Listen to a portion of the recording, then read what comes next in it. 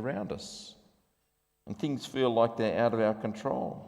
But we're absolutely certain of our position on anything, and we're going to cancel anyone else on the other side. Forget that kind of whole thing about virtue. I want to live without rage. And I think that's why it's such a relief to come to the book of Ruth.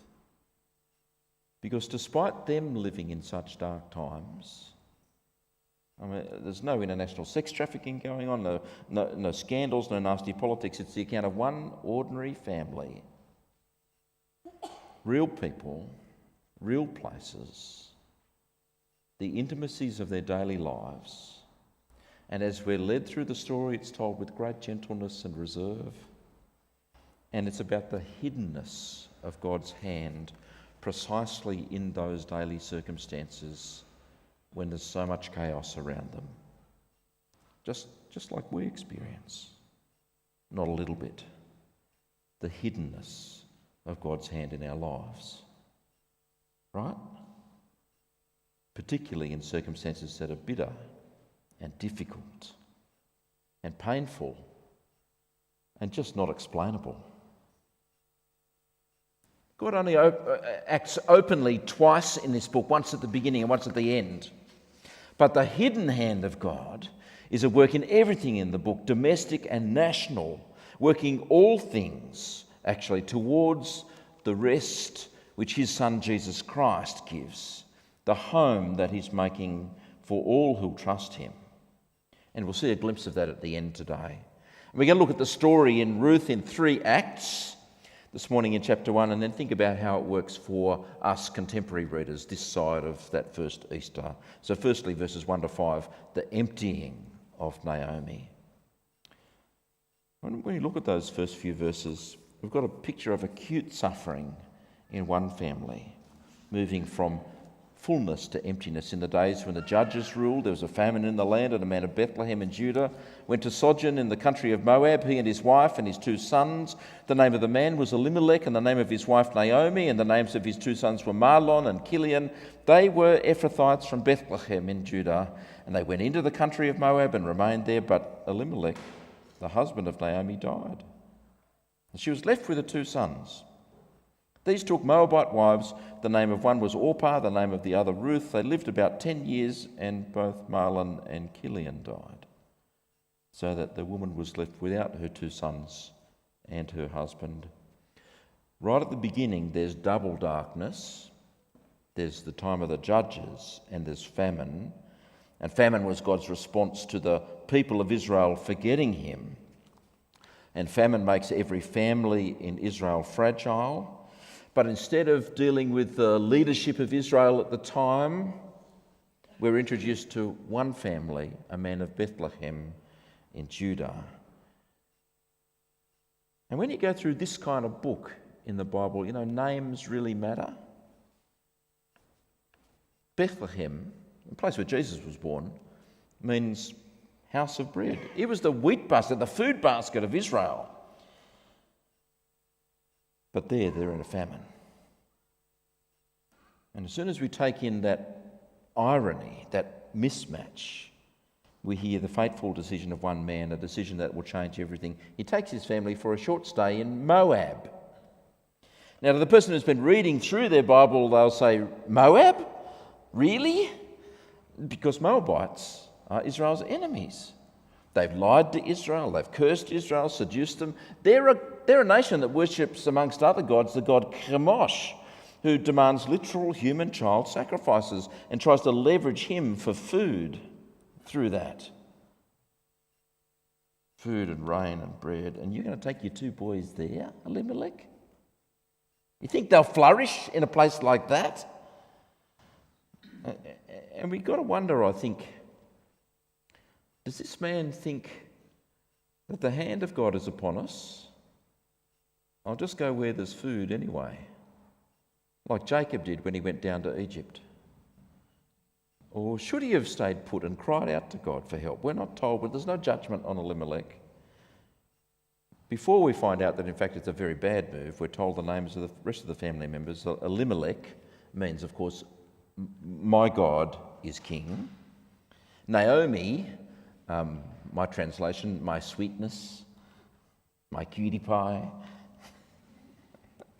And the two boys, these are not top names at the moment for naming kids. Marlon means sickness and Killian means annihilation.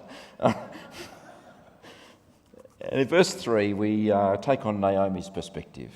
Her husband's died, and she's left a widow with two sons who take Moabite wives, Orpah and Ruth. I understand that Oprah Winfrey, her name was meant to be Orpah, but her mum got the letters round the wrong way at the birth certificate. Good on her. That's a great name. But there are no children, and we don't hear anything of them perhaps returning to Judah. And then in verse 5 again, from Naomi's perspective, we hear both sons die. And she's now left without husband and two sons. And it's a very, very economical style here. It's a simple understatement. All the men are gone. And sitting underneath that is a terrible loss. And what it does is it throws Naomi right front and centre for us. A woman without, it seems, hope, security, a future, emptied of all things to do with home. And I think at the end of the first paragraph we're entitled to go, why? I mean, isn't the Bible meant to be uplifting? And what's with this awful reality? Where is God when things seem so hopeless and bleak? That question is not far away from us, actually, is it? Housing security, I think, is the number one issue for our community at the moment. You just got to look at the news. If you own your own home, that's one thing. Many people don't. And there are horrific war stories, for starters. So the emptying of Naomi in those first 5 verses, that's Act 1. Secondly, and by the way, just notice how long those 5 verses take in real time. How long do you reckon it's gone past? About 10 years, maybe more, 10, 15 years?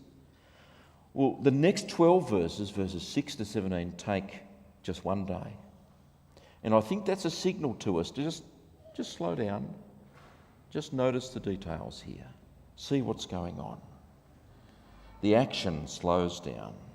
And most of the space in this Act 2 is spoken words between Naomi and her daughters-in-law, and the love and the hidden hand of the purpose of God is worked out in our relationships, I think, is one of the things to take away. That's where the important stuff goes on in life, how we deal with each other. And it begins with the first reference to the God of Israel in the book.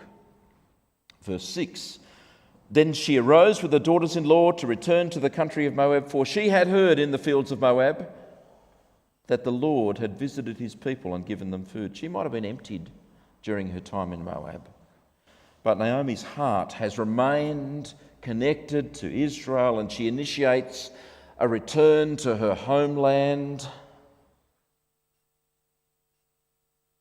She doesn't look back to Israel and say, "Gee, they were good days back there and the season's good now, so let's go back." She sees the personal act of a personal God. And for the first time in this book, we're introduced to the providence of God.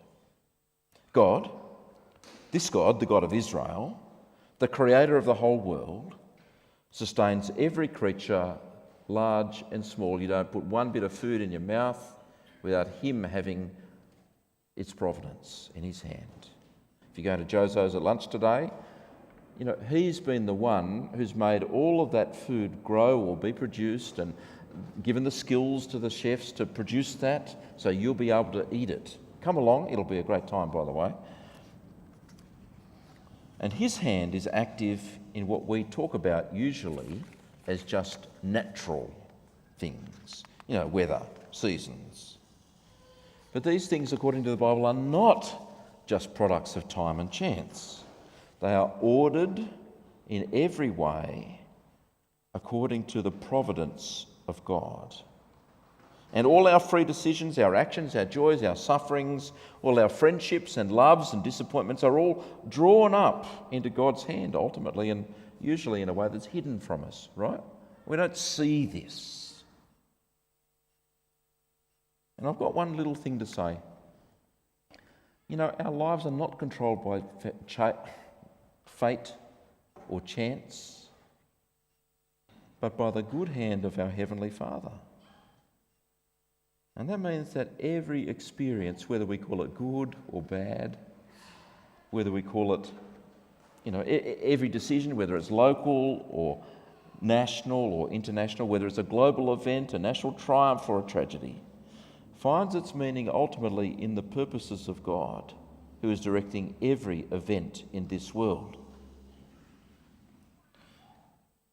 And we look at our own lives and there are things we just can't work out. God, why'd you let that happen? We sometimes say. And it's bewildering what happens to us, and it's devastating at times. And that is still part of God's providence. There's nothing outside his providence. And God's providence straddles what Western culture thinks of as natural and supernatural, spectacular and unusual, ordinary and extraordinary. And some Christians love to talk about what's spectacular and unusual and see God at work there in particular, as if those things are more spiritually authentic than the humdrum of daily life. What you're going to do when you open your eyes in the morning, assuming that you do. But just stop and think about it for a moment. This book, Ruth, is telling us that what is baffling to you, what you do not understand, what comes at you, and to which you might respond by saying, God, why are you doing this? What's ordinary and mundane for Naomi is every bit a part of God's providence. So the three women are heading towards Judah in Israel at the end. And as soon as they set out on the road, Naomi changes her mind. Verse 8, Naomi said to her two daughters-in-law, Go back. Go return each of you to your mother's house. May the Lord deal kindly with you as you've dealt with the dead and with me. The Lord grant that you may find rest, each of you in the house of her husband. And those are the first words of Naomi, and they're a prayer to the God of Israel. And one writer says, this prayer is the flip side of the doctrine of providence. Because you only pray this kind of prayer to this God because you believe he's real and he cares and he's got the power to answer in a way that's generous towards you. And Naomi prays that God would deal with these two women kindly. And this is a very significant word in the Old Testament. Loving kindness, or steadfast love, it's sometimes translated. You know it's an important word when it takes two English words to translate it, right? It's the Hebrew word chesed, H-E-S-E-D, hesed. And it's really about displays of extreme love, and often in extreme circumstances. My favourite is actually when the prostitute Rahab hides the two spies in Jericho, and the spies say to her, you've shown hesed to us. You've covered us with hay and maybe sat on us, I don't know. Hesed, it's a creative action of kindness, and it's completely illegal, and it's often spontaneous and extravagant. It's not the normal thing we experience together, but it is the foundation of God's dealing with us. Hesed. He overflows with hesed towards us. It is his primal reality. Loving kindness. And it's out of this that he shows grace and mercy. Hesed is love with no exit strategy. And the beautiful thing in this book is it's not just God who acts with hesed, but that Ruth acts with hesed. In response to Naomi's urging her to leave, her two daughters-in-law say, no, we're coming with you. So she tries again, don't come with me, there's nothing here for you. Why would you come with me? It's never going to be your home. And in a moment of truth, verse 13, no, my daughters, it's exceedingly bitter to me for your sake that the hand of the Lord has gone out against me. She doesn't come out with those platitudes that so many people have to say at times of hardship and suffering. She's honest with God and with her daughters-in-law. She's like Job, and really it's a terrible tension that she's under because the hand of the Lord, she's experiencing God as her opponent. And we're going to find that God's answer to Naomi is different to his answer to Job. Both of them look to God's hand in their circumstances. Both answers have got to do with waiting for a coming Redeemer, but the answers are different, and the irony is that Naomi does not know that the answer is standing right in front of her, Ruth, and we'll come to that too. And so Orpah kisses Naomi goodbye, and that is the sensible and practical and rational move, but Ruth clings to her. So Naomi tries again. Look, your sister's gone back. Go back too. And then Ruth speaks for the first time, verse 16. And these words are usually ripped out of their context and put on a fridge magnet or something like that. Ruth said to her, "Don't urge me to leave you or to return from following you, for where you go, I will go.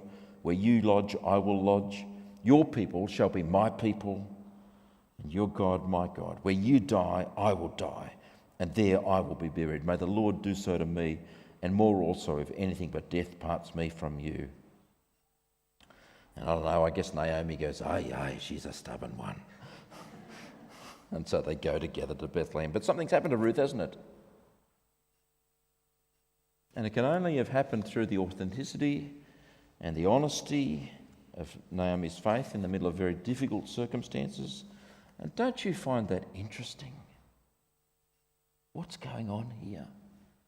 I mean, however it's happened, whenever it's happened, Ruth has come to faith in the true God. And she sees herself no longer primarily as a Moabite, but that her home is with Israel, the people of the Lord, and she takes his name on her lips, Yahweh. She has been converted, and she speaks and lives and acts and loves out of her new trust in this new God. This is chesed love that she is showing, love with no exit strategy. Where you die, I will die. Naomi says, basically, my life's over. But Ruth says, no. My life in Moab's over. Paul Miller, who wrote a great book, A Loving Life in a World of Broken Relationships, says this: in order to give Naomi comfort, companionship and food, Ruth gives up friends, family, and the possibility of a husband and family, in fact, her entire future. See, Ruth embraces hopelessness in order to give Naomi a measure of hope. She out-heseds Naomi. Death, her own death to her own goals, is at the centre of Ruth's love. And I think part of what is so beautiful about this book is that it shows how chesed unravels the most difficult circumstances, even of death itself. And this commitment of Ruth to Naomi opens the door to redemption, not only for Naomi but Ruth, and for the coming of Christ, and so for each one of us. And it's this Christ-like action of this woman of Moab that God uses to bring redemption in this book. And Naomi can't even see it yet. That's the end of scene 2. In Act 3, they come mooching into Bethlehem, these two women off the trail, and we realise that grief has aged Naomi. She's unrecognisable to the women she grew up with. They say, "Is this Naomi?" And she says back, "Don't call me Naomi. Don't call me cutie pie. Call me what I am. Mara, bitter, sourpuss." You see verse 21 there? "I went away full, but the Lord's brought me back empty." And yeah, this is more than depression. Somehow Naomi's allowed her grief to become her identity. Her name is now bitter. And it's kind of understandable, and yet not. Because she's allowed grief to close her eyes to God's providence and to the woman standing at her side. She doesn't see Ruth there. You know, there's two clues here in how the rest of the book is going to show God's good providence. In the last phrase of chapter 1, they come to Bethlehem when? Just as the barley harvest was beginning. They just so happen to arrive then. And Naomi cannot imagine God ever making her full again, making her sweet. But God's not finished in his kindness to her, as he's not finished in his kindness to us. Springtime and harvest come again under God's good hand. And chapter 2 is going to be all about bread and grain and eating and being satisfied and leftovers. You know, it's kind of the Boxing Day section of the book, right? And the second little clue is that Naomi just seems to overlook Ruth. Doesn't seem to see her. Ruth's there, but she's invisible as Naomi meets her old friends. And twice we're told Ruth's come all the way from Moab, but actually she's come even further than from Moab. Through Naomi's witness in her suffering, she's come from not knowing God to knowing him. She's come home, and more than just physically. Which means, and don't miss this, that God has still been working through Naomi, and he still works through us, even in our bitterness and our grief and our blindness, and even when it feels hopeless, even when our trust in him is so tiny. And I so love this. You know, how does this narrative work in Ruth 1? It means you can't sit on the sidelines. You end up siding with Naomi, even though she's bitter, and siding with the God who's even at work in our bitterness. So where do we finish this today? Because we're going to look at chapter 2 next week, but how do we round this out today?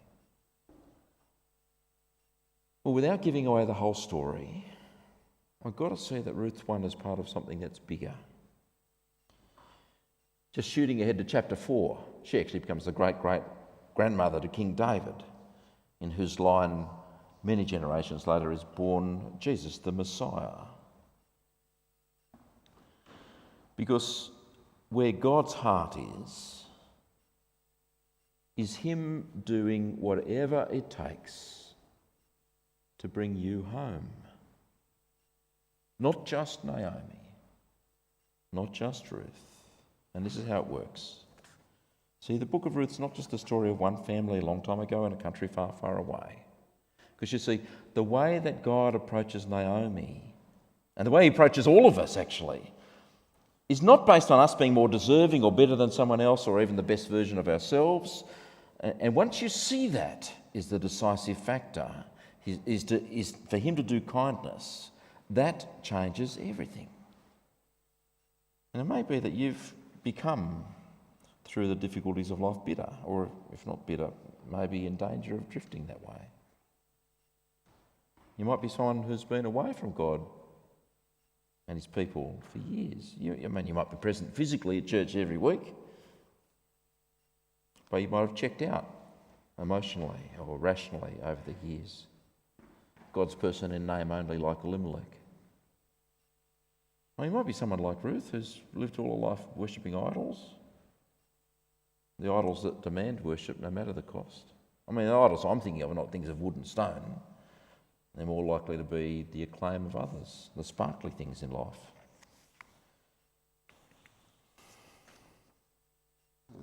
No matter where you're at, once you see what God's really like, his kindness is more than we could ever ask or imagine or deserve. It changes everything.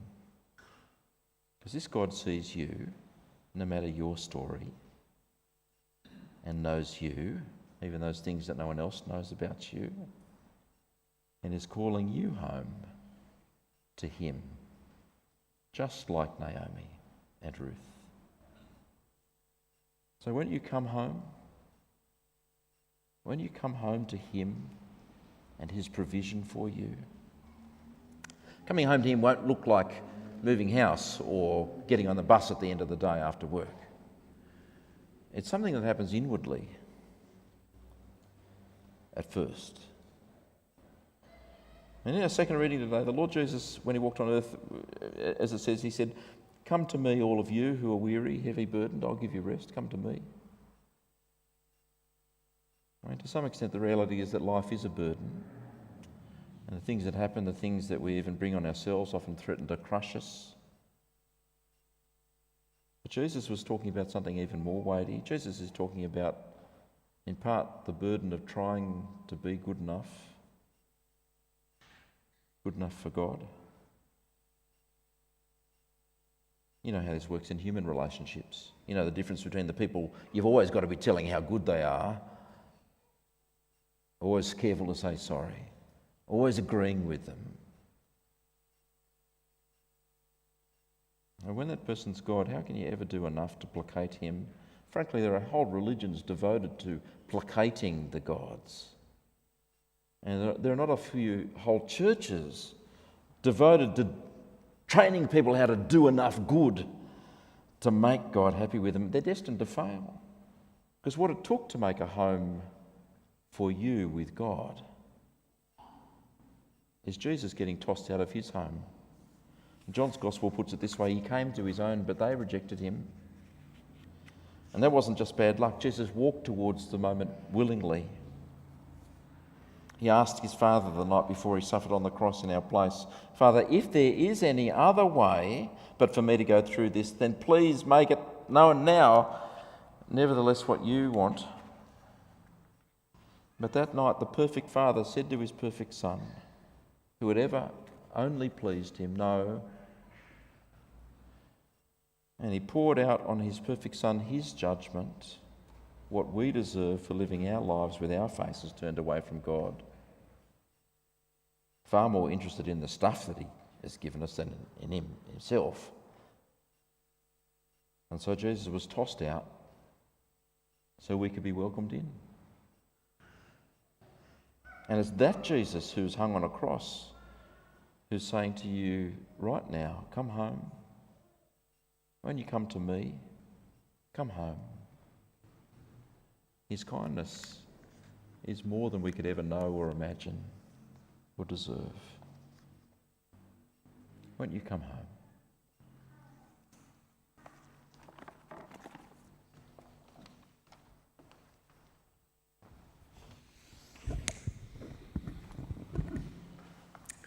It's good to be beginning this series in Ruth. It's good to see God's promises working even through times of challenge, even through uncertainty.